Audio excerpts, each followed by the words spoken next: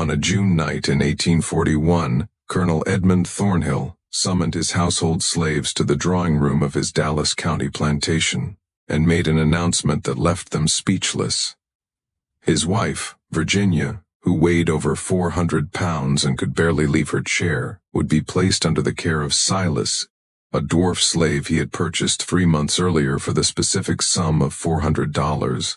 What the household did not know, what would only be discovered decades later through documents found sealed in a Charleston vault, was that this was not an act of cruelty or madness.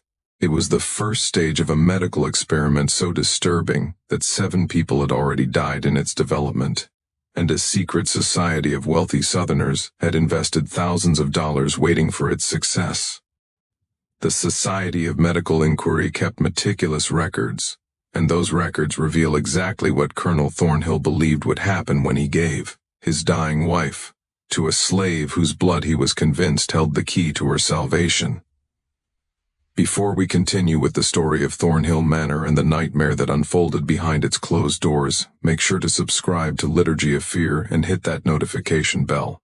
And tell us in the comments what state or city are you listening from. Now, let us descend into one of Alabama's darkest and most carefully hidden secrets. What happened in the weeks following that announcement would shock even the colonel himself, and the truth would be buried for generations. Colonel Edmund Thornhill returned to Dallas County in late February 1839. His left arm stiff from a Creek warrior's tomahawk that had shattered bone at the Battle of Horseshoe Bend 25 years prior. The wound had never properly healed, leaving him with a permanent reminder of Andrew Jackson's campaign and a morphine dependency that local physicians whispered about in private. At 52, Thornhill carried himself with the rigid bearing of military discipline, his gray eyes perpetually narrowed as if surveying enemy territory. His plantation, inherited from his father-in-law after the old man's convenient death from apoplexy in 1837, sprawled across 1,800 acres of prime cotton land along the Alabama River. The manor itself rose 3 stories from the red clay earth, a Greek revival structure with imposing white columns that seemed to judge anyone approaching up the long, oak-lined drive. Locals called it Thornhill Manor, though the property deed still bore the name Ridgemont, a detail that would later prove significant. The house contained 23 rooms, most of which remained closed and unused, their furniture draped in white sheets like shrouded corpses. The basement, which extended far deeper than necessary for a typical root cellar, was strictly off-limits to all household slaves, except for 2 trusted men who never spoke of what they saw below. Dallas County in 1839 was a place of rigid hierarchies and unspoken rules.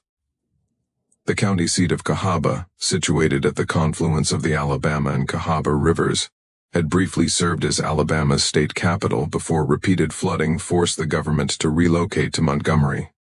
The displacement left Cahaba with a peculiar character, a town of faded grandeur populated by former legislators, ambitious planters, and the kind of men who viewed the frontier as a laboratory for social experimentation. The population numbered roughly 4,000, with slaves outnumbering free whites by nearly 3 to 1. Cotton was king, but beneath the Gentile veneer of plantation society darker currents flowed. Vigilia Thornhill, born Villa Catherine Ridgemont, had once been considered the belle of mobile society. Portraits from her youth showed a slender woman with delicate features and intelligent dark eyes. But by 1839, at 41 years of age, she had transformed into something that polite society struggled to acknowledge. Her condition, which modern medicine would recognize as a severe thyroid disorder, combined with edema, had caused her weight to balloon to an estimated 400 lb. She could no longer climb stairs without assistance. Her breathing, especially in Alabama's suffocating summer humidity, came in labored gasps that could be heard throughout the manor's first floor. What made Vigilia's situation particularly tragic was her mind, which remained as sharp as ever, trapped inside a body that betrayed her with every movement. She spent her days in a specially reinforced chair in the drawing room, surrounded by medical texts that she read voraciously, desperately searching for some explanation, some cure for her condition. Her husband's attitude toward her had transformed from distant politeness to something that, servants whispered, resembled clinical fascination. He watched her the way a naturalist might observe a specimen, taking notes in a leather journal he carried everywhere. The household staff consisted of 19 slaves, most of whom worked the fields and lived in the quarters behind the main house. But 6 house servants witnessed the peculiar dynamics of the Thornhill marriage firsthand. There was Esther, the head cook, a woman in her 52nd whose scarred hands testified to years of labor. Her daughter Celia served as Vigilia's personal attendant, a position that required discretion and blind loyalty. 2 brother Marcus and Isaiah maintained the grounds and served as the colonel's personal attendants, their faces carefully blank whenever they assisted him with his late-night trips to the basement. An older woman named Judith managed the household's daily operations with quiet efficiency, and a young girl named Penny, no more than 12, cleaned the upstairs rooms and was instructed never to enter the colonel's private study. Into this strange household in March 1839 came Silas.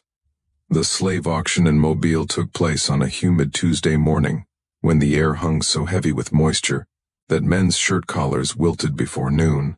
Colonel Thornhill had traveled the 100 meters specifically for this auction, though he told no one true purpose. The auction house, a sturdy brick building near the docks where ships from Africa and the Caribbean unloaded their human cargo, reeked of unwashed bodies, fear, and the quiet desperation of people being sold like livestock.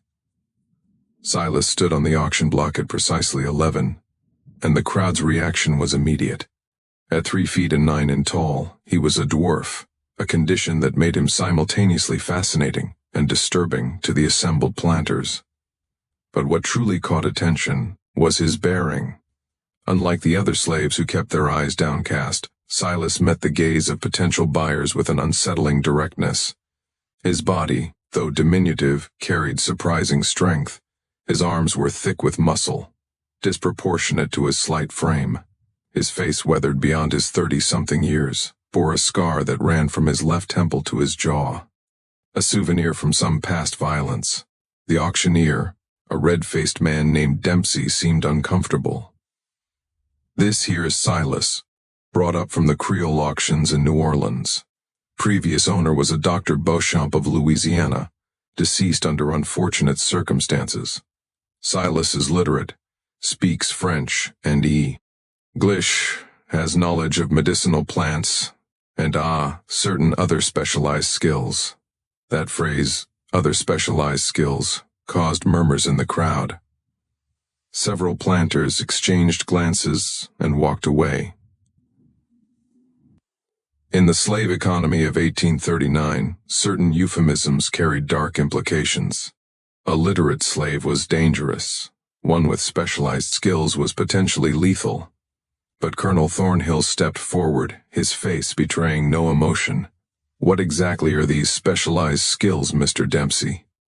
The auctioneer leaned down, lowering his voice, though several others could still hear. "The previous owner used him for breeding purposes. Colonel claims he sired 17 children, all healthy, all valuable. Also says he has knowledge of anatomy and medical procedures, assisted the doctor in his practice. Some question about the nature of that practice, which is why we are selling him cheap." Thornhill's eyes narrowed with interest. "How cheap?" $400, sir. Half what you would pay for a prime field hand, considering his, physical limitations." The bidding was brief. A planter from Montgomery offered 300. Another went to 350. But when Thornhill called out 400 in a voice that baked no competition, the others fell silent. Money changed hands, papers were signed, and by noon, Silas was shackled in the back of Thornhill's wagon, beginning the long journey to Dallas County. They traveled for 3 days, stopping at roadside taverns, where Silas remained chained in the wagon bed. Thornhill barely spoke to his new acquisition, except to offer water and hard biscuits. But on the second night, camped beside the road under a moon that turned the Alabama landscape silver and strange, the colonel finally broke his silence. "Can you truly read, Silas? Yes, master. The voice was deep, incongruous, coming from such a small frame with an accent that suggested education beyond what any slave should possess. And your knowledge of medicine, is that true, or was Dempsey inflating your value?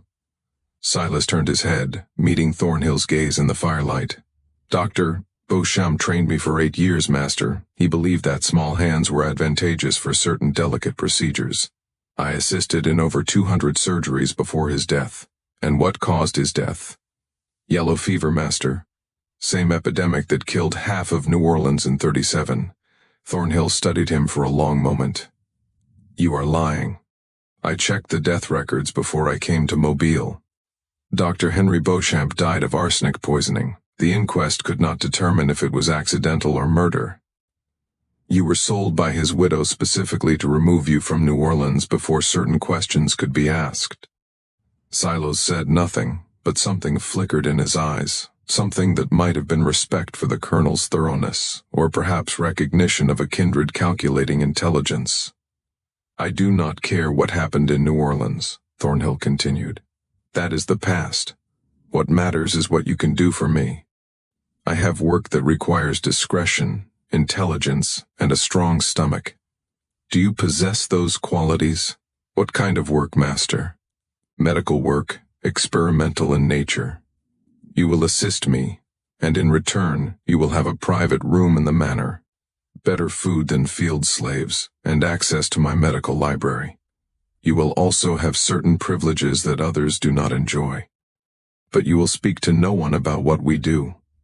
If you betray my confidence, your death will be slow and creative. Do we understand each other? Yes, master.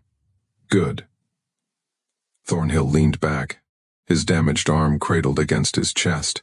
When we arrive at the manor, you will meet my wife. You will be respectful, obedient, and attentive to her needs. She suffers from a condition that conventional medicine cannot cure. I intend to try unconventional methods. They are ved at Thornhill Manor on a Thursday afternoon, as storm clouds gathered on the horizon and the air crackled with pre-storm electricity. The household slaves came out to meet the wagon, their faces carefully neutral as they regarded the new arrival. Silas, now unchained but acutely aware that escape into the surrounding countryside would be suicidal for someone of his distinctive appearance, climbed down and stood waiting for instructions.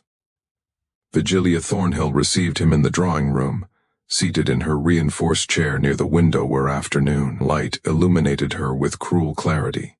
She wore a dress of deep green silk that had been specially constructed to accommodate her size, and her hair, still thick and dark despite her age, was arranged in an elaborate style that suggested vanity had not entirely died within her. So this is the one, she said, her voice surprisingly melodious. She studied Silas with the same clinical detachment her husband had displayed. Come closer, let me see you properly. Silas obeyed, stepping into the light. At his height, he was almost at eye level with Vigilia, despite her seated position. She reached out and took his chin in her hand, turning his face side to side, examining him like a horse buyer checking teeth. Edmund says, "You have medical knowledge." "Yes, mistress." "And breeding capabilities." Her tone was matter-of-fact, discussing him as one might discuss livestock genetics. 17 children, I am told, all healthy. So I have been told, mistress. I never met most of them. They were sold shortly after birth. Something flickered across Vigilia's face, an emotion too quick to identify. Of course they were. That is the nature of our peculiar institution, is it not? But we are not interested in children's silos. We have other goals. My husband has explained nothing to you, I assume. No, mistress. Typical Edmund.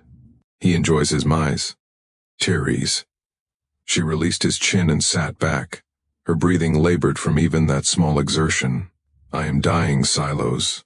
Slowly, yes, but inevitably. This body is destroying itself, growing larger and weaker with each passing month. Conventional doctors offer leeches and mercury, prayer and resignation. But my husband and I believe there are other possibilities. Older knowledge, experimental procedures, methods that the medical establishment considers unethical or even heretical.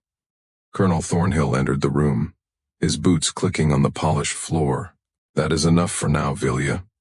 Silas needs to see his quarters and understand his duties before we discuss theory." "Theory?" Vigilia laughed, a sound that dissolved into coughing. "Is that what we are calling it, Edmund? How delightfully academic." Thornhill's jaw tightened. "Celia, show Silas to the small room off the kitchen. Off. He will take his meals with the house staff and attend me in my study each morning at 6 sharp. Silas, you are dismissed." But as Silas followed Celia out, he heard Vigilia's voice, lower now, speaking to her husband. "He is perfect, Edmund.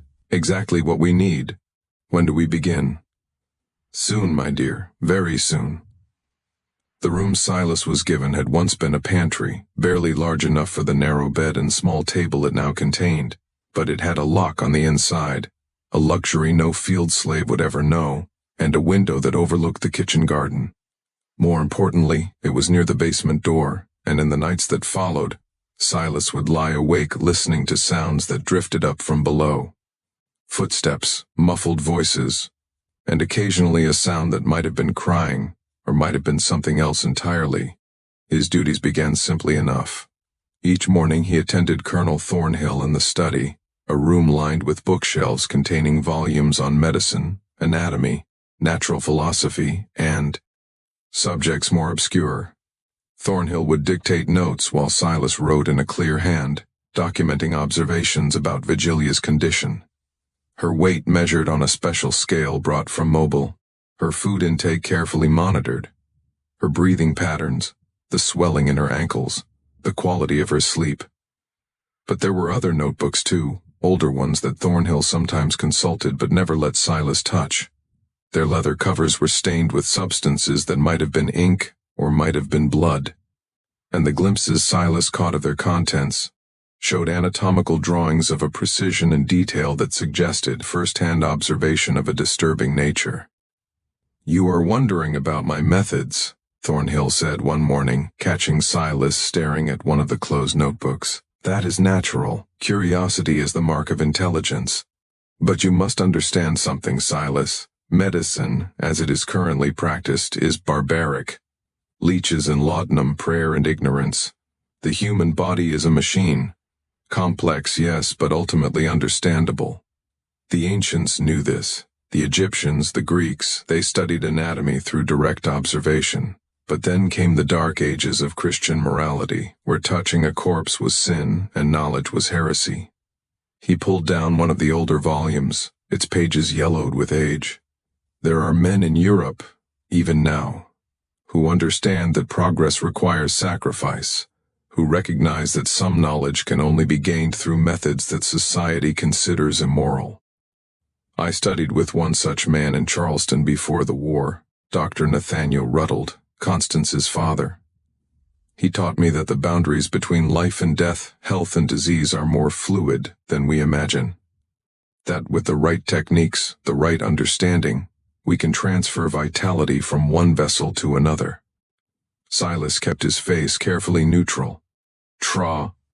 "As for vitality, master. Have you never wondered why some people thrive while others waste away? Why a child can survive injuries that would kill an adult?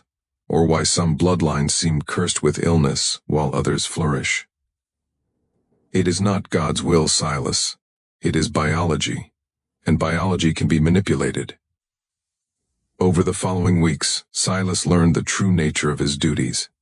He was to assist in procedures conducted in the basement laboratory, a space that had been carefully constructed during the house's renovation in 1837. The room was large, surprisingly well lit by multiple oil lamps, and equipped with a level of medical sophistication that would have impressed any surgeon of the era.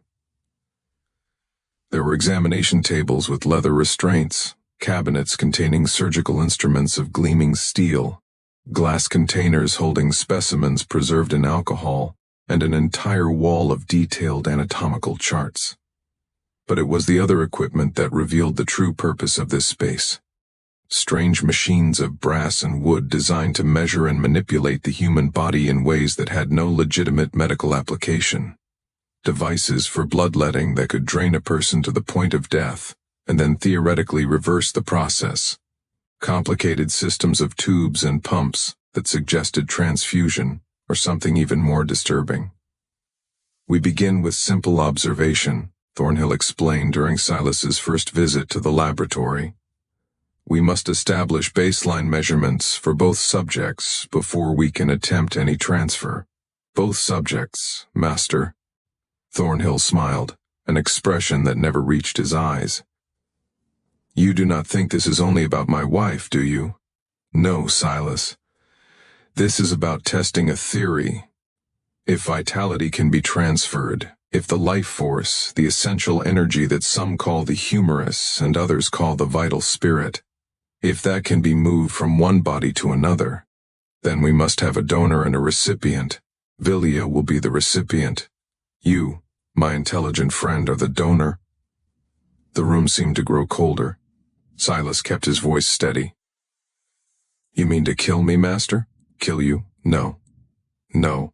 That would be wasteful. The process, if it works, should not be fatal to either party. Dr. Rutledge's research suggested that vitality could be shared, transferred in measured amounts like blood in a transfusion. You will be weakened, certainly, but you will recover, and the process can be repeated. Think of it as donating blood, but instead of blood, we are transferring something more fundamental. And if it does not work, then we will have learned something valuable, and we will try again with modifications. Science, Silas, is built on failure.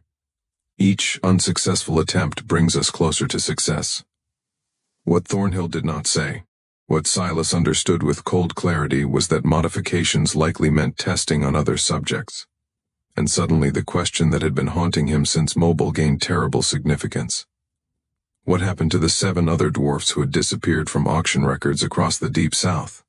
That night, alone in his small room, Silas made a decision. He would play along, learn everything he could about Thornhill's experiments and the network that supported him, and he would find a way to survive. He had survived Dr. Beauchamp's medical practice in New Orleans, survived long enough to ensure the man died choking on his own vomit, after Silas had carefully docked his evening cognac with the right combination of emetics and toxins. He would survive this too, but as he lay in the darkness, listening to footsteps descending to the basement laboratory, listening to Vigilia's labored breathing as she was helped down the stairs by Celia and Marcus, Silas wondered how many others had lain in similar rooms in similar plantations across the South, making similar plans that never came to fruition. The experiments were about to begin, and with them a descent into horror that would make Dr. Bam's crimes seem almost merciful by comparison. 3 weeks after Silas's arrival, a visitor came to Thornhill Manor. Dr. Constance Rutledge arrived in an elegant black carriage on a Wednesday morning when the smell of magnolia blossoms hung thick in the air. At 57, Rutledge was tall and rail-thin, with a beard gone nearly white, and eyes of such pale blue they seemed almost colorless. He carried himself with the authority of a man accustomed to deference, and the household slaves instinctively lowered their gaze when he passed. Silas, observing from the kitchen window as he helped Esther prepare the noon meal, noted the wooden cases that Marcus and Isaiah carefully unloaded from the carriage. The cases were heavy, requiring both men to carry each one, and they bore no markings or labels. They were taken directly to the basement laboratory. That is the devil himself, Esther whispered, her hands never stopping their work chopping vegetables. Been coming here since before Miss Vigilia got sick. Some say he is the one made her sick in the first place with his potions and powders. Why would he do that? Silas asked, keeping his tone casual. Esther glanced toward the door, ensuring they were alone for his experiments. That is what folks say. She was not always big like this. Got sick after the colonel came back from Charleston, after he spent those 3 months studying with Dr. Rutledge's father.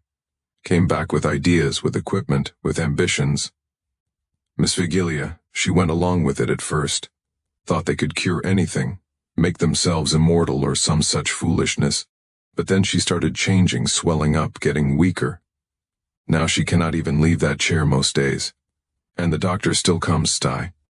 LL comes, still brings his equipment, still goes down to that basement with the colonel, and other men come too in the night when respectable folk are sleeping. I have seen their carriages, fine carriages from Mobile and Montgomery, even from as far as Charleston. They come, they go down to the basement, they leave before dawn, and sometimes Silas, sometimes people disappear. Slaves mostly bought at auction, brought here, and then gone. The colonel says he sold them, sent them to other plantations. But Marcus, he has heard things.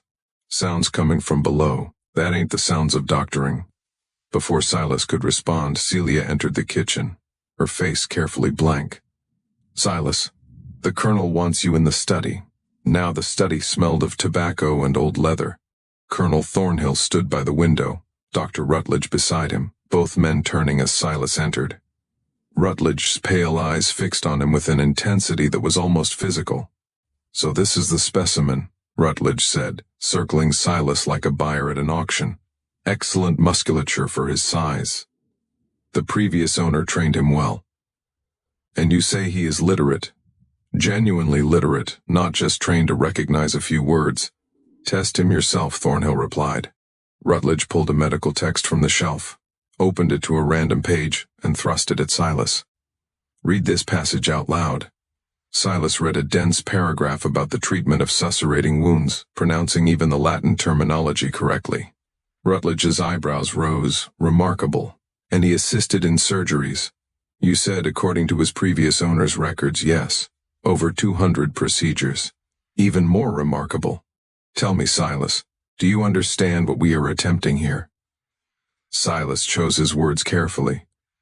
The master says you believe vitality can be transferred between individuals, doctor. That the life force is not fixed but can be manipulated through medical intervention. Rutledge smiled, an expression that transformed his severe face into something almost animated. He understands. Edmund, this is perfect. Not just a donor, but an intelligent observer who can articulate his experience during the process. This could provide invaluable data. That was my thought. Thornhill agreed. If the procedure causes discomfort or sensation that might indicate efficacy, Silas can describe it in detail. Assuming he remains conscious, the pain might be considerable. Rutledge studied Silas with renewed interest. How is your pain tolerance, boy? Can you maintain composure under duress? I've been a slave for 31 years, doctor. I have learned to endure. Good. Because what we are about to do has never been successfully completed. Oh, there have been attempts, experiments conducted by the Society of Medical Inquiry going back decades. My father was among the founding members, and his research forms the basis for our current approach. But the technique requires precision, timing, and a willingness to push beyond the boundaries that squeamish men call ethics. He walked to Thornhill's desk and unrolled a large anatomical chart covered in handwritten notes and diagrams. Silas, despite himself, moved closer to see. The chart depicted two human figures connected by an elaborate system of tubes and needles. Notes and meticulous handwriting described a process that seemed to combine bloodletting, transfusion, and something more esoteric involving humoral balance and vital essence transfer. The theoretical basis drew from ancient medicine, medieval alchemy, and what seemed to be original research conducted on subjects whose consent was clearly never considered. We begin with bloodletting, Rutledge explained, his finger tracing the diagram, but not the barbaric leeching that common physicians employ. Precise measurement, exact quantities calcul. Aided based on body weight and humoral composition. We drain blood from the donor here and here.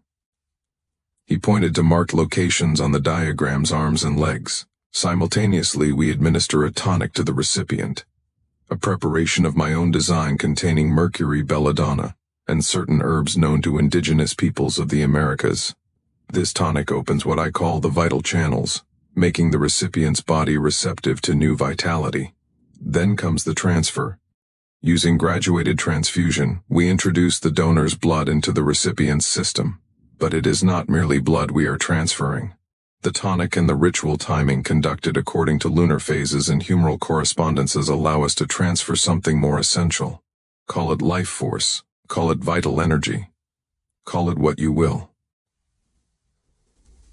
The ancients understood that some people possess concentrated vitality, and that this vitality can be harvested. Silas kept his voice neutral, and the donor survives this process. In theory, yes. Though I will not lie to you, boy. The 7 previous attempts had mixed results. 3 subjects died during the procedure itself. Cardiac failure brought on by excessive blood loss. 2 survived but were left in a severely weakened state. Useless for further experimentation, they were disposed of. 1 subject developed a violent fever and died 3 days after the procedure, and 1, most interesting, seemed to survive relatively intact, but developed a peculiar madness, claiming he could feel pieces of himself living inside the recipient. He had to be put down before he became dangerous. Encouraging odds, Silas said dryly, earning sharp looks from both men. Rutledge laughed. He has spirit. I like that. Spirit means strong vitality. Edmund, he will make an excellent donor, but we must be careful. The Society has invested considerable resources in this research, and they expect result. Success here could lead to breakthroughs that will transform medicine. Imagine a world where the young and vital could extend the lives of the wealthy and wise, where senators and presidents need not fear age or disease because they have access to renewal through controlled transfer. The implications for society are staggering. When do you wish to proceed? Thornhill asked. The new moon is in 6 days. That provides optimal conditions according to the humoral calendar. We will need the recipient prepared, the donor prepared in absolute privacy.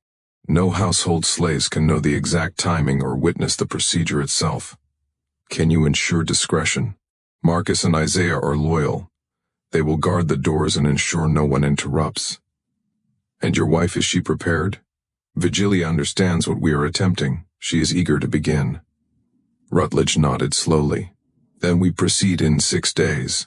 I will return the day before with the final equipment and tonics. In the meantime, Edmund, keep the donor well fed and healthy. We need him at peak vitality for the transfer to have maximum effect. Any weakness or illness in him could compromise the entire procedure. As Silas was dismissed and returned to the kitchen, his mind raced. 6 days. He had 6 days to decide whether to attempt escape, knowing that as a dwarf slave running through rural Alabama, he would be captured within hours, or to submit to a procedure that had a 7/8 failure rate resulting in death or worse. But there was a third option, one that Dr. Beauchamp had taught him through bitter experience. If you cannot escape and you cannot refuse, then you manipulate the situation to your advantage. You watch, you learn, you wait for the moment when your captor's confidence makes them careless, and then you strike. That night, Silas began preparing. His room contained little, but what he had was enough. A small knife used for cutting veg. Tables smuggled from the kitchen. A bottle of labdanum he had palmed from Thornhill's study when the colonel's attention was elsewhere, and most importantly, his mind, which held knowledge that Beauchamp had imparted during 8 years of training. Knowledge of anatomy and toxicology that most physicians never learned. He also began listening more carefully to the house, mapping its rhythms and secrets. The basement laboratory could be reached by 2 routes, the obvious door off the kitchen and a second entrance from the colonel's ground-floor bedroom, a door concealed behind a bookshelf. The laboratory itself had no windows, but the ventilation system necessary to remove the fumes from chemical experiments led to a grating on the north side of the house. And most tellingly, Silas discovered that he was not the only one making preparations. On the 3rd night before the scheduled procedure, he woke to sounds of movement in the house. Creeping to his door, he peered out to see Celia descending to the basement carrying fresh linens. An hour later, she emerged looking shaken, her hands trembling as she climbed back to the upper floor. The next morning, Silas found a moment alone with her in the wash-house. "You saw something," he said quietly. "Last night," Celia's eyes widened with fear.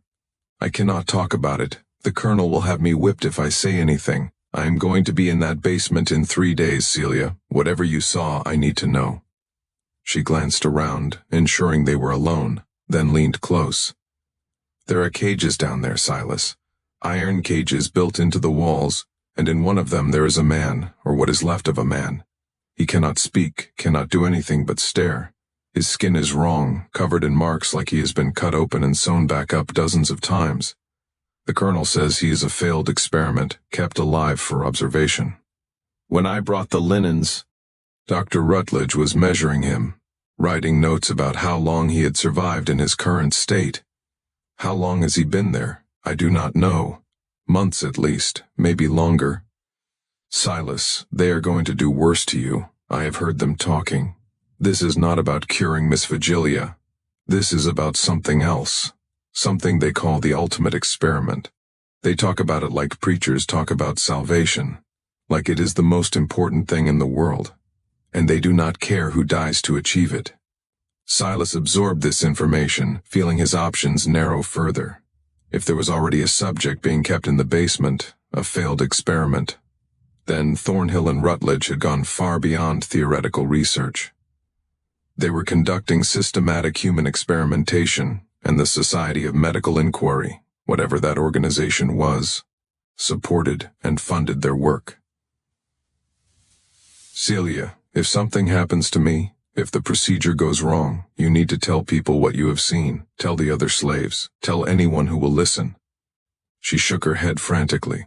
No one will believe a slave's word against the colonel's. Even if they did, the society would protect him. They have members in every major city in the South. Judges and politicians and wealthy men. Marcus says they are like the Freemasons, but worse. A secret brotherhood devoted to this twisted medical research. They protect each other, cover up scandals, make evidence disappear. If I talk, I will just disappear too. She was right, and Silas knew it. Whatever happened in that basement in 3 days, the truth would be buried along with any victims. Unless he could find a way, not just to survive, but to expose what was happening in a way that could not be ignored or suppressed. The problem was he had no idea how to do that. Not yet. The day of the procedure dawned gray and oppressive, the air so thick with humidity that breathing felt like drowning. Storm clouds gathered on the horizon but never came closer. As if even the weather was holding its breath. Silas was awakened before dawn by Marcus, who silently escorted him to the basement laboratory. The space had been transformed. Additional lamps created a harsh, almost operating theater brightness. The examination tables, 2 of them now, were positioned side by side with barely 3 feet between them. A complex apparatus of brass tubes, glass reservoirs, and rubber hoses connected the tables. The whole contraption looking like some nightmarish musical instrument designed by a madman. Dr. Rutledge was already present, arranging surgical instruments on a cloth-covered tray. He wore a leather apron stained with old blood, and his sleeves were rolled up to reveal forearms crisscrossed with old scars. Colonel Thornhill stood nearby, reviewing handwritten notes in one of his leather-bound journals. "Ah, our donor arrives," Rutledge said without looking up. "Strip to the waist and lie on the table to the left. Marcus, secure him." Silas obeyed, knowing resistance was pointless. The leather restraints were fastened around his wrists, ankles, and across his chest, tight enough to prevent movement, but not so tight as to cut off circulation. Yet Vigilia was brought down 20 minutes later, supported between Celia and Isaiah. Her breathing labored from the exertion of descending the stairs. She wore a simple white cotton gown, her hair loose around her shoulders, and her face held an expression that Silas could not quite decipher. It was not fear, not exactly. It was anticipation mixed with something darker, a hunger that made her eyes glitter in the lamplight. At last she whispered as they helped her onto the second table. "Edmund, are you certain this will work?" "As certain as science allows, my dear. Dr. Rutledge has refined the procedure B.A. said on previous attempts. Your chances of success are significantly improved." "And his chances?" She glanced at Silas with what might have been pity, or might have been the way a diner looks at a meal. "Adequate," Rutledge said dismissively. We have calculated the blood volume carefully. He should survive, though he will be weakened for some weeks afterward. Should survive. The casual nature of the assessment made Silas's blood run cold, but he kept his face impassive. He had learned long ago that showing fear only encouraged cruelty. Rutledge began his preparations with methodical precision. First, he administered a dose of labdanum to both subjects, enough to dull pain without inducing unconsciousness. Silas felt the familiar warmth spreading through his limbs, the slight detachment that came with the drug. Then came a series of measurements: heart rate, breathing, body temperature, taken with a mercury thermometer. "His vitals are excellent," Rutledge announced.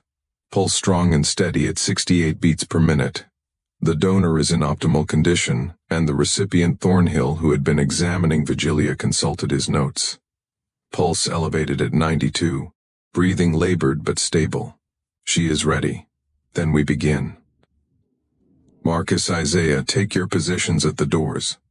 No one enters under any circumstances. If anyone attempts to interrupt, you have permission to use whatever force is necessary."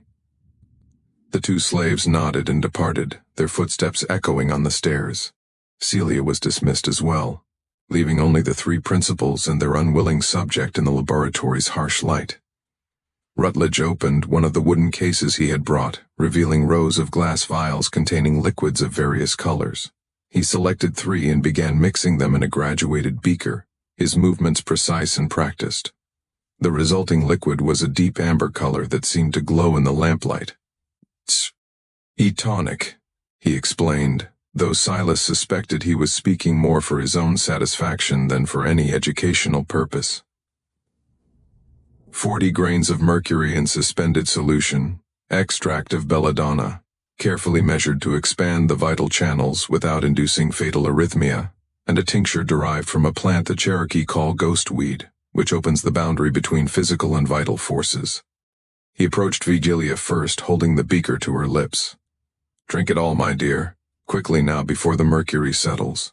Vigilia drank without hesitation, grimacing at what must have been a bitter taste. Within moments, her pupils began to dilate, growing so large that her eyes looked almost black. Her breathing, already labored, became rapid and shallow. "Excellent response," Rutledge noted, checking his pocket watch. "The tonic is taking effect. Now we prepare the donor." He moved to Silas's table, selecting a scalpel from his tray of instruments. "I'm going to make 4 incisions, 1 in each limb, positioned over major blood vessels. The cuts will be deep enough to allow significant blood flow, but controlled enough to prevent rapid exsanguination. You will feel pain despite the laudanum. Do you understand?" "Yes." Silas managed his mouth dry. "Good. Try not to thrash. The restraints will hold you, but excessive movement could cause the incisions to tear irregularly, which would complicate the procedure." The first cut in the crook of Silas's left arm felt like a line of fire drawn across his skin. Despite the laudanum, the pain was immediate and intense. He bit down hard, refusing to cry out. The second cut in his right arm was worse because he knew it was coming. Blood flowed freely from both wounds, channeled by metal guides into the glass reservoirs of Rutledge's apparatus. The leg incisions were deeper, targeting the femoral vessels, and even through the Lord's haze. Silas felt consciousness beginning to slip. The laboratory seemed to darken at the edges, sounds becoming muffled and distant. "Heart rate dropping," Thornhill reported, his fingers on Silas's wrist. 62, 58, 54. "As expected, we will let him drain until we reach 48, then begin the transfusion. Edmund, prepare the recipient." Through dimming vision, Silas watched as Thornhill made similar incisions in Vigilia's arms, though hers were shallower, designed to receive rather than release. She gasped as the blade cut her skin, but the sound carried a note almost of pleasure. "The tonic is working beautifully," Rutledge murmured, examining Vigilia's dilated pupils and taking her pulse. "Her vital channels are wide open. She will receive the transfer with maximum efficiency." Time became elastic, stretching and contracting unpredictably. Silas felt his blood leaving his body, felt the weakness spreading through his limbs like cold water. The glass reservoirs filled with dark red liquid, measured and monitored by Rutledge with obsessive precision. 48 beats per minute, Thornhill announced. We have reached the threshold. Begin transfusion, Rutledge commanded. The apparatus was adjusted, valves turned, and Silas's blood began flowing through the brass tubes toward Vigilia's table. But it was not a simple transfusion. The blood passed through a series of chambers containing substances Silas could not identify. Treatments that changed its color from dark red to something lighter, almost luminous. The purification process removes the donor's individual essence. Rutledge explained more to himself than anyone else. What remains is pure vitality, untainted by the donor's identity. This allows the recipient to absorb the life force without rejection. Vigilia moaned as the treated blood entered her veins, her back arching against the restraints. Her breathing accelerated further, becoming almost hyperventilation. Sweat beaded on her forehead despite the basement's cool temperature. Edmund, her heart rate 112, rising to 120, 128. Perfect. The integration is occurring. Her body recognizes the vitality and draws it in. Continue the flow. We need to transfer at least 3 pints for measurable effect. Silas watched through gray-edged vision as his blood, his life flowed into Vigilia's body. He tried to speak to protest, but his tongue felt thick and useless. The laboratory spun slowly, and he became aware of a sound he could not immediately identify. It was rhythmic, insistent, familiar. His own heartbeat slowing with each pulse, 40 beats per minute. 35:30. Doctor, Thornhill said, his voice carrying a note of alarm. The donor is approaching critical threshold. Just a bit more. We are so close to the required volume. His lips are turning blue. Another half pint, Edmund. We need another half pint for the procedure to be complete. He is dying. Then he dies for the advancement of science. Another 30 seconds. That is all I need. But Thornhill was already moving, his hands fumbling with the apparatus's valves. No, this is enough. We stop now or we lose him entirely, and then we have no donor for future procedures. Rutledge's face twisted with frustration, but he did not argue. The flow was stopped, the tubes disconnected. Silas felt bandages being wrapped around his limbs, pressure applied to the incisions. Someone, Thornhill, was forcing liquid between his lips, something sweet and thick that might have been honey water or some medicinal preparation. His heart rate is stabilizing. Thornhill said 42 beats, 46, 50. He is going to survive. Then we wait. Rutledge said, his attention already shifted entirely to Vigilia. Now we observe the recipient and document the effects. Vigilia lay on her table, eyes closed, breathing gradually, slowing from its manic pace. Her skin, which had been pale and waxy for months, showed a hint of color. Her chest rose and fell with a rhythm that seemed less labored than before. Edmund, she whispered, I feel something. It is like warmth spreading through my body, like spring water flowing through frozen ground. I feel stronger. I feel alive. Rutledge leaned over her, examining her eyes, taking her pulse, making rapid notes in his journal. Remarkable. Her pulse is stabilizing at 86, down from 128. Respiration is deeper and more regular. The integration appears successful. How long before we know if the effects are permanent? Thornhill asked. Hours at minimum, days more likely. She will need to be observed constantly. Any adverse reactions in the first 24 hours could indicate rejection, which would require immediate intervention. But Edmund, if this works, if she shows sustained improvement, then we will have achieved what no physician in history has accomplished. We will have successfully transferred life force from one human to another. They continued their observations, taking measurements, making notes while Silas lay on his table, barely conscious, blood-soaked bandages wrapped around his limbs. No one bothered to check on him further once his heart rate stabilized.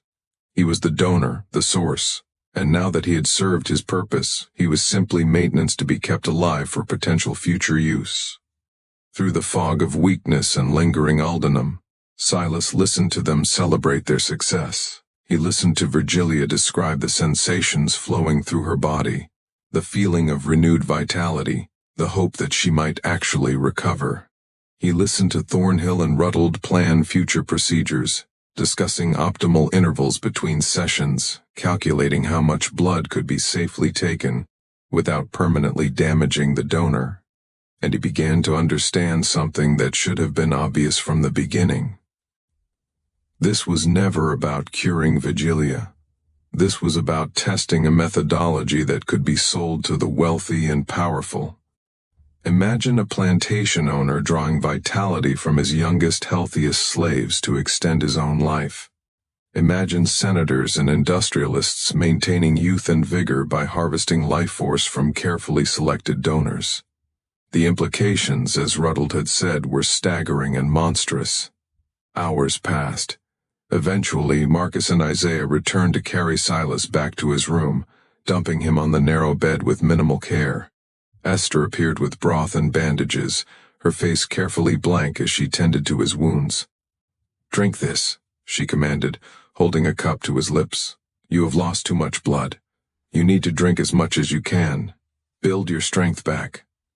"The man in the cage," Silas whispered, his voice barely audible. "How long has he been there?" Esther's hands stilled momentarily. 9 months near as I can tell. He was not always like that. When they first brought him down, and he could still talk, still beg. Now he just stares. They keep him alive with tubes and force feeding. Keep him breathing so they can study what their experiments did to him. What did they do? Things I got no words for. Things that ain't right, that ain't natural, that God never meant for one person to do to another. And it ain't just him. There have been others. 7 others before you came. All bought at auction. All disappeared after the colonel and that devil doctor did their work. Where are they now?"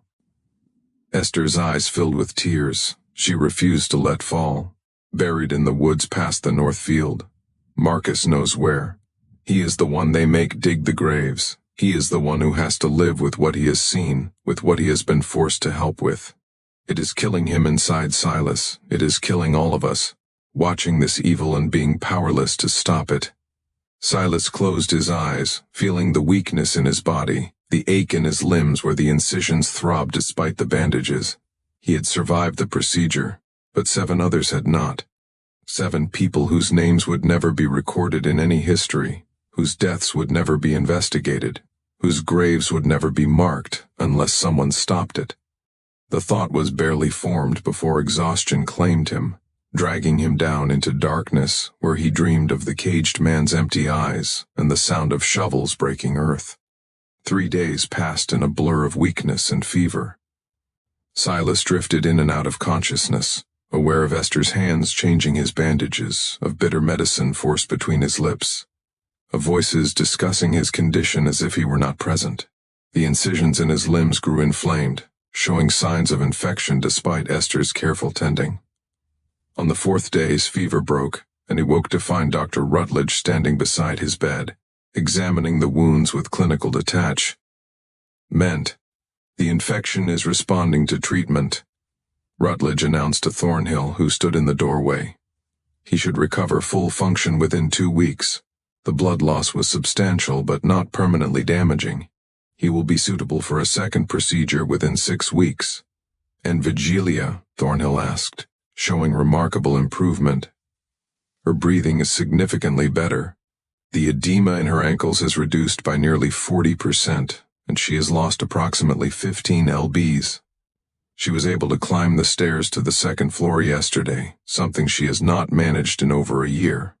Then the procedure was a complete success. Preliminary success, Edmund. We need additional transfers to determine optimal frequency. But yes, the fundamental theory has been proven. Vitality can be successfully transferred from donor to recipient with measurable physiological improvement." They left, and Silas understood with cold clarity what he had become. Not a slave, but livestock. A renewable resource to be harvested until his body gave out. The door opened again and Celia slipped in carrying soup. She glanced over her shoulder before speaking, her voice barely above a whisper. "Silas, you need to get your strength back. You need to be able to move when the time comes." "What time?" "The time when we run. Marcus and I have been planning it for months. We were waiting for the right moment. This is it. They will hunt us down within hours. We are not running south, we are running north, and we have help. People who help slaves escape. They have routes, safe houses. Marcus has been in contact with them for months through a blacksmith in Cahaba." "The Underground Railroad," Silas said, understanding. "Yes, but we need something from you. We need proof of what happened here, what the Colonel and Dr. Rutledge are doing. If we can prove it, document it, bring evidence north, it could expose these monsters to the world. They will never let us take evidence. Thornhill's journals are locked in his study. But you know what they did? You can describe it, testify to it. And if we can get even one of those journals, one piece of physical evidence, it would corroborate your testimony. Your suffering would mean something, Silas. It would help others." It was compelling, and it appealed to something deeper than survival. The idea that his experience could be weaponized against the institution that had caused such suffering was almost intoxicating. "When?" he asked. "Soon, maybe 2 weeks. They are planning something, a gathering here at the manor. Dr. Rutledge mentioned other members of the society would be attending to witness a demonstration. When they are distracted with their guests, when security is focused on the demonstration, that is when we go." "What kind of demonstration?" Celia's face went pale. Marcus heard them talking. "They are bringing another slave, another dwarf bought at an auction in Montgomery. They are going to perform the procedure again, but this time in front of an audience. They plan to use you and this new slave together. A dual transfer, taking from 2 donors simultaneously." The room seemed to tilt. 2 donors meant twice as much blood loss, twice the trauma, twice the risk. And if the first procedure had brought him to the edge of death, a second one would almost certainly kill him. 2 weeks, he said. "I will be ready. But Celia, if we are going to risk everything, we need more than testimony. We need one of those journals, or something even better." "What could be better? The man in the cage. If we could free him, bring him north as living evidence of what they have done. No one could deny it. A human being mutilated by medical experimentation would be proof that no amount of propaganda could suppress." Celia shook her head frantically. "He cannot walk, Silas. He cannot even peek. I do not know how yet, but we have 2 weeks to figure it out, because you are right. What is happening here is evil. And if we do nothing, if we just run and save ourselves, then 7 people have died for nothing." She studied him for a long moment, then nodded. "Marcus will come tonight. You 2 can plan together, but Silas, be careful. If they suspect anything, they will kill us all. They have too much invested in this work, too many powerful people supporting them." After she left, Silas forced himself to eat despite nausea. 2 weeks, 14 days to prepare for an escape with minimal chance of success. But even a minimal chance was better than certain death. He thought of the 7 graves in the woods beyond the North Field, 7 people whose names he did not know, whose stories would never be told. They deserved better. They deserved to be remembered, to have their deaths mean something. And Silas was going to make sure they did, or die trying. 12 days later, Thornhill Manor buzzed with preparation.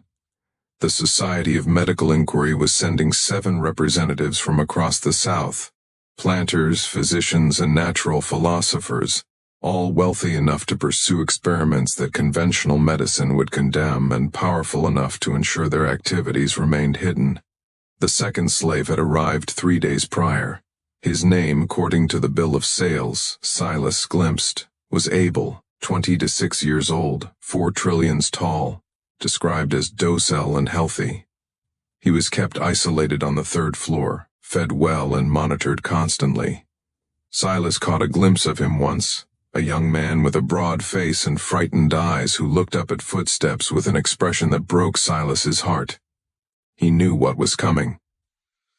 On Thursday evening, 2 days before the gathering, Silas found an opportunity he had been waiting for. Thornhill sent him to the study to retrieve a medical text, and for the first time in weeks, the room was unoccupied. Silas moved quickly to the shelves containing the journals. There were dozens of them, leather-bound volumes arranged chronologically. He selected one from 1837, 2 years before his arrival, and flipped through it quickly.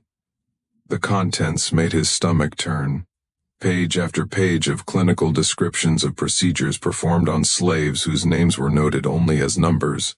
Subject 7, Subject 12, Subject 23. Detailed drawings showed incisions, measurements of blood loss, observations of subjects' conditions as they weakened and died. Thornhill had been conducting these experiments for at least 5 years, and the procedures were not all blood transfers. Some involved organ removal, others tested the limits of human pain tolerance. Still others explored what happened when various toxins were administered in increasing doses. It was systematic torture masquerading as medical research happening at Thornhill Manor for years while Dallas County society remained ignorant or deliberately blind. Silas slipped the journal inside his shirt. It was reckless, but he needed to review it properly. Needed to identify the procedures that would be most damning if exposed. He would return it before Thornhill noticed its absence. Back in his room by candlelight, Silas spent hours reading. The entries were methodical, clinical, devoid of any recognition that the subjects were human beings. Thornhill wrote about them the way a farmer might write about livestock. Subject 14 demonstrated remarkable pain tolerance, surviving 68 hours of continuous observation, following bilateral renal removal. Subject 19 showed unexpected resistance to mercury poisoning, requiring 3 times the anticipated lethal dose. On and on it went, a catalog of cruelty. But it was also evidence, undeniable proof written in Thornhill's own hand of crimes that would shock even hard. Ened supporters of slavery. Because while Southern law allowed slaveholders tremendous latitude in disciplining their property, even the most pro-slavery judges recognized limits. What Thornhill documented went far beyond discipline. It was experimentation that served no practical purpose, that advanced no legitimate medical knowledge, that existed only to satisfy sadistic curiosities. Silas copied key passages onto scraps of paper he had scavenged. Memorizing others, he studied the anatomical drawings, understanding for the first time the full scope of what the Society of Medical Inquiry was attempting. They believed they were pioneers, explorers of human biology. They saw themselves as future heroes who would be celebrated once their work bore fruit. Silas saw them as monsters who had convinced themselves that their victims' humanity did not matter. Before dawn, he returned the journal to its place on the shelf, ensuring it was positioned exactly as he had found it. But the information he had copied was now hidden beneath a loose floorboard in his room, ready to be retrieved when they made their escape. Friday brought the arrival of the society members, and with them, an atmosphere of carnival excitement that made Silas's skin crawl. The guests arrived throughout the day in expensive carriages.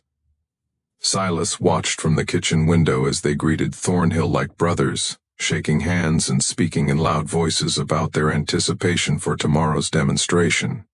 He managed to glimpse the guest registry when sent to the study with refreshments. The names recorded there represented power and wealth from across the Deep South. Dr. Samuel Prendergast from Charleston listed as the Society's secretary. Judge Horace Levinson from Mobile, a circuit court judge with political ambitions. Preston Frappe, a cotton broker from Savannah. Dr. Elias Grimsley, professor of anatomy A Medical College in Richmond, and 3 wealthy planters from Mississippi and Louisiana, whose names Silas committed to memory. These were not fringe fanatics. These were established men of society, respectable by every conventional measure, who gathered to witness human experimentation they would publicly condemn, but privately funded. Dinner Friday evening was elaborate, with Esther and the kitchen staff preparing courses that used up a month's worth of provisions. Silas, required to serve at table alongside Marcus, stood silently while the guests discussed their expectations for the demonstration. "I confess skepticism about the transfusion method," Judge Levinson said, his jowls quivering. "Previous attempts at blood transfer have resulted in universally fatal outcomes." "What makes your procedure different, Edmund?" "The purification process," Thornhill replied, gesturing with his wineglass. "Dr. Rutledge has developed a method of treating the donor blood to remove individual humoral characteristics while preserving vital essence. The recipient's body accepts it as raw vitality rather than foreign material, and you can demonstrate measurable improvement in the recipient." This from Dr. Grimsley, whose cold eyes suggested he had seen plenty of failed experiments himself. "My wife stands as proof. 3 months ago, she could not rise from her chair.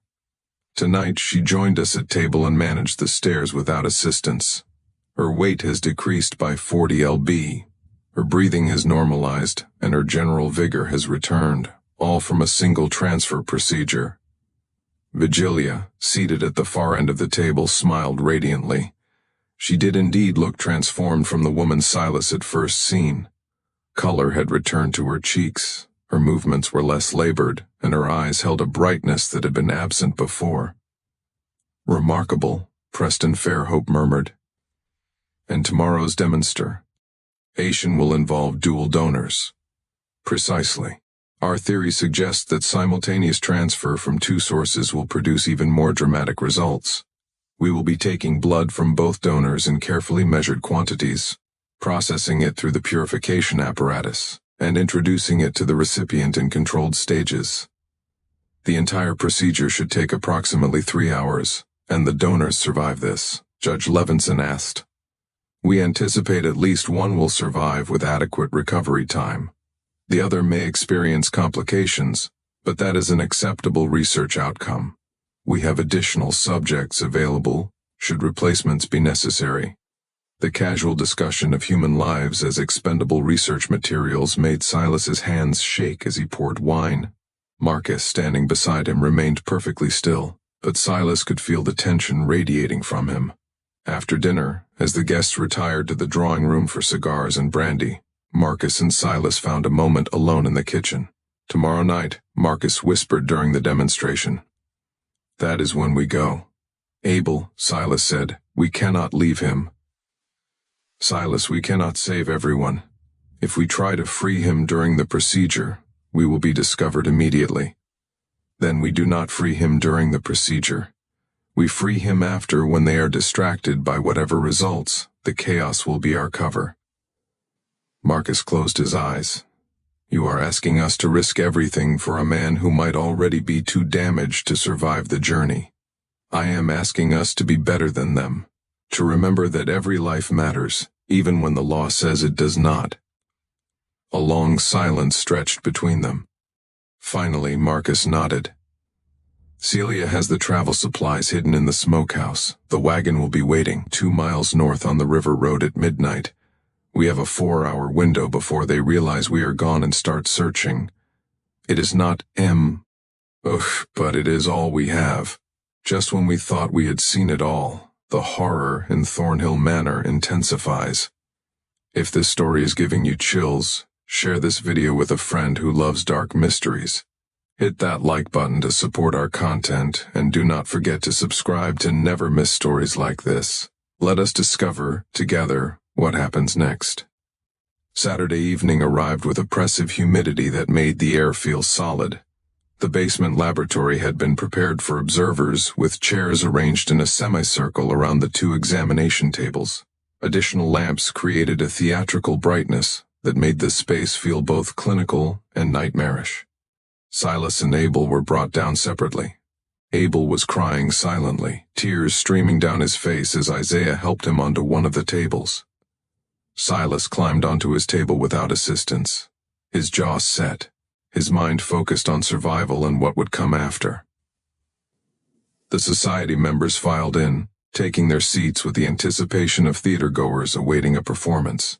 They carried notebooks and pencils, prepared to document what they witnessed. Dr. Rutledge, wearing his blood-stained leather apron, explained the procedure in detail, while Thornhill prepared the instruments. Gentlemen, what you're about to witness represents the culmination of decades of research into the nature of human vitality. We will be transferring life force from 2 donors simultaneously to a single recipient, my colleague's wife, who suffers from a degenerative condition that conventional medicine cannot address. He gestured to Vigilia, who had been positioned in a specially designed reclining chair near the tables. She wore a simple white gown, her hair loose, and her expression was one of eager anticipation. The procedure begins with precise incisions at 4 points on each donor, targeting major blood vessels. The blood flows through our purification apparatus, which removes individual characteristics while preserving vital essence. The purified vitality is then introduced to the recipient through controlled transfusion. The entire process is carefully monitored to prevent fatal exsanguination of the donors. How much blood will you take from each donor? Dr. Grimsley asked, his pencil poised over his notebook. Approximately 3 pints from each for a total of 6 pints introduced to the recipient. This exceeds the volume taken in the previous successful procedure, but our calculations suggest the recipient can absorb this quantity with dramatic effect. And if the donors cannot survive losing 3 pints, Rutledge smiled coldly, then we will have established the upper limits of sustainable donation, which is valuable data in itself. Science requires sacrifice, gentlemen. That is the nature of progress. The procedure began with brutal efficiency. Rutledge made the incisions on both donors simultaneously, working with a speed that spoke of extensive practice. Blood flowed into the glass reservoirs, dark and thick in the lamplight. Abel screamed, a sound that filled the laboratory and made several observers shift uncomfortably in their chairs. Silas bit down on the leather strap they had given him, refusing to make a sound that would give them satisfaction. The pain was worse than the first time because his body was still recovering. Each heartbeat sent agony through his limbs, and the laboratory began to darken at the edges of his vision. He could hear Rutledge calling out measurements, hear Thornhill responding with Abel's vital signs, hear the society members murmuring observations and questions. 3 pints. They were taking 3 pints of blood from each of them. And Silas knew with certainty that this was too much. The first procedure had taken him to the edge of death with less volume. This would kill him, kill Abel, kill them both while these men watched and took notes. But then something unexpected happened. As the purified blood began flowing into Vigilia's veins, as her body began absorbing the transferred vitality, she started convulsing. Her back arched, her hands clutched at the chair's armrests, and a sound emerged from her throat that was neither scream nor moan, but something more primal. "Edmund," Rutledge shouted, her heart rate. "It is escalating dangerously." 140 beats per minute, Thornhill called out, his voice tight with alarm. 150, 160. This is tachycardia. We need to stop the transfusion. Not yet. We are so close to complete transfer. Her body is just adjusting to the increased volume. But Vilia's convulsions worsened. Foam appeared at the corners of her mouth, and her eyes rolled back until only the whites showed. The society members were on their feet now, some moving closer for better observation, others backing toward the stairs. "Stop the procedure," Thornhill commanded, abandoning Abel's table to rush to his wife's side.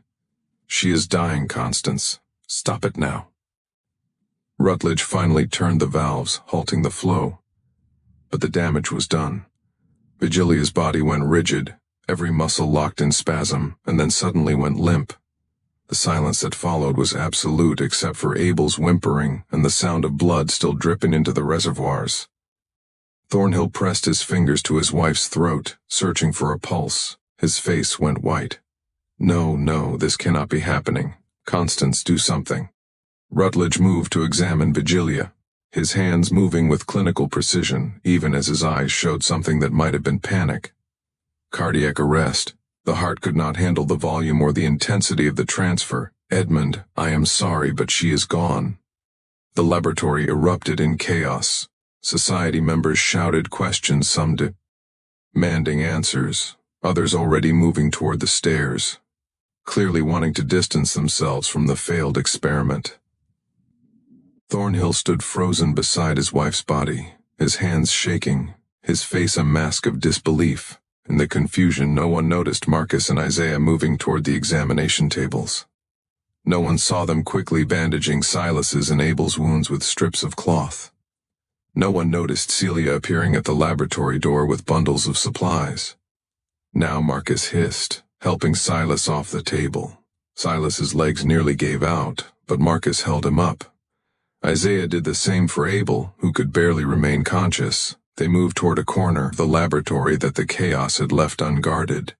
Behind a tall cabinet stood a second door, one that led to the tunnel system Silas had learned about during his observations. It was used for moving supplies and presumably for disposing of bodies when experiments went wrong. The tunnel was dark and smelled of earth and decay. Marcus led the way with a single lantern, moving as quickly as the wounded men could manage. Behind them they could hear shouts from the laboratory, hear Thornhill's voice rising in anguish and rage. "He will realize we are gone soon," Celia whispered, supporting Abel on his other side. "When he does, they will come after us with dogs and guns." "Then we move fast," Marcus said grimly. "The tunnel exits near the north field. From there it is half a mile through the woods to the river road." But Silas stopped, leaning heavily against the tunnel wall. "The man in the cage. We cannot leave him. Silas, there is no time. There is always time to choose who we are. Marcus, please." Marcus cursed under his breath, but doubled back toward a side passage. 2 minutes later he returned supporting a skeletal figure whose eyes stared at nothing. The caged man was lighter than he should have been, his body stead by months of captivity and experimentation. They emerged from the tunnel into the cool night air, the smell of magnolias almost overwhelming after the basement stench. Behind them they could hear shouts growing louder. Thornhill had discovered their escape. The journey through the woods was agony. Silas's legs threatened to give out with every step. Abel drifted in and out of consciousness, and the caged man had to be carried. But Marcus knew every path, every hidden trail, and Celia moved with desperate determination. They reached the river road just as bells began ringing at the manor, the alarm being raised. A covered wagon waited in the shadows, driven by a free black man named Josiah, who asked no questions, simply gestured for them to climb in. "There is a checkpoint 5 miles north," Josiah said quietly as the wagon lurched forward. "We get past that, and we have a chance. You will need to stay absolutely silent." They huddled in the wagon bed, covered by tarps and sacks of grain. Silas felt Abel's labored breathing beside him, felt the caged man's stillness, felt his own consciousness threatening to slip away. He clutched the papers hidden in his shirt, the copied journal entries that proved what had happened at Thornhill Manor. The checkpoint was terrifying. Voices outside, lanterns swinging close, someone asking Josiah about his cargo. But Josiah's papers were in order, his manner was calm, and after long minutes the wagon rolled forward again. They traveled for 3 days through the underground railroad network, moving from safe house to safe house, always north. Abel regained some strength. The caged man never spoke, but his eyes began to focus to show some awareness of his surroundings. And Silas, despite his weakness, spent hours each night adding to his written testimony, documenting everything he had witnessed. Epilogue. In the autumn of 1841, a PA. pamphlet appeared in Philadelphia titled, "Medical Atrocities in the Southern States, the Testimony of Silas Concerning Thornhill Manor." It was published by the American Anti-Slavery Society and distributed throughout the northern states. The pamphlet contained detailed testimony, copied journal entries, and affidavit from 3 escaped slaves describing systematic human experimentation conducted by the Society of Medical Inquiry. The Southern press immediately denounced it as abolitionist propaganda, claiming the testimony was fabricated. But the level of medical detail, the specificity of the names and procedures, and most damning of all, the presence of a living victim, a man whose body bore the scars of the experiments described, made the testimony impossible to completely dismiss. Several northern newspapers sent investigators to Dallas County. They found Thornhill Manor abandoned, the colonel having fled to parts unknown following his wife's death. The basement laboratory had been hastily cleared, but traces remained. More significantly, they found the graves in the woods beyond Northfield. 7 unmarked graves containing human remains that showed signs of surgical intervention. The scandal was never fully acknowledged in the South, but the Society of Medical Inquiry quietly dissolved. Several prominent members resigned from public positions. Judge Levinson withdrew from his political race. Dr. Rutledge disappeared, some said to South America, others to Europe. Silas, Abel, and the man they had rescued from the cage reached Canada in December 1841. The caged man, whose real name was Samuel, and who slowly regained the ability to speak, lived for 3 more years before his damaged body finally gave out.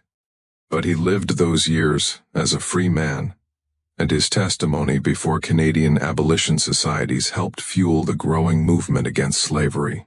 Silas never stopped. Ed writing, never stopped documenting, never stopped speaking about what he had witnessed. His testimony was cited in abolitionist literature for decades, a reminder of what happened when some human beings were granted absolute power over others.